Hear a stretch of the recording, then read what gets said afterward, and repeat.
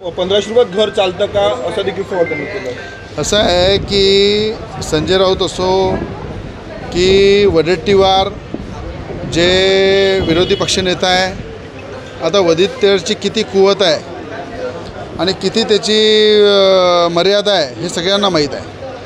आता वडेट्टीवार बेताल वक्तव्य करून खऱ्या अर्थानं बिनबुडाचे आरोप करत आहे। मला असं वाटतं की 1500 रुपये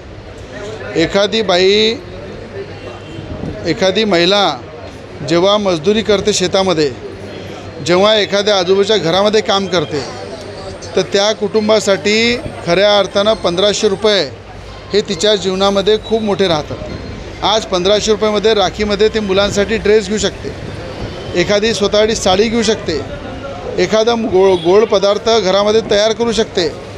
आज या गोड पदार्थ आणि आपल्या कुटुंबाला काहीतरी आनंदाचा क्षण आला पाहिजे, तो क्षण महायुती सरकारने मुख्यमंत्री लाडकी बहीणच्या माध्यमातून दिलेला आहे। संजय राऊत हा गुलामगिरी करून पैसे कमवते, पण आमच्या महिला स्वाभिमानी आहे आणि स्वाभिमानी महिला ज्या आहेत त्या कधीही स्वाभिमानाने काम करूनच 2 पैसे मिळवतात आणि आपल्या परिवाराला चालवतात।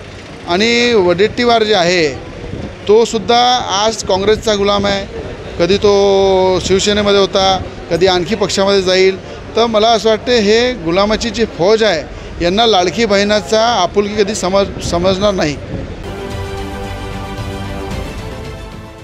देश विदेशातील प्रत्येक घडामोडींचे लाईव्ह अपडेट मिळवण्यासाठी आता साम टीव्हीच्या सर्व सोशल मीडिया प्लॅटफॉर्मला लाईक, फॉलो आणि सबस्क्राईब करा। तसंच सर्व नोटिफिकेशनसाठी बेल आयकॉन प्रेस करायला विसरू नका।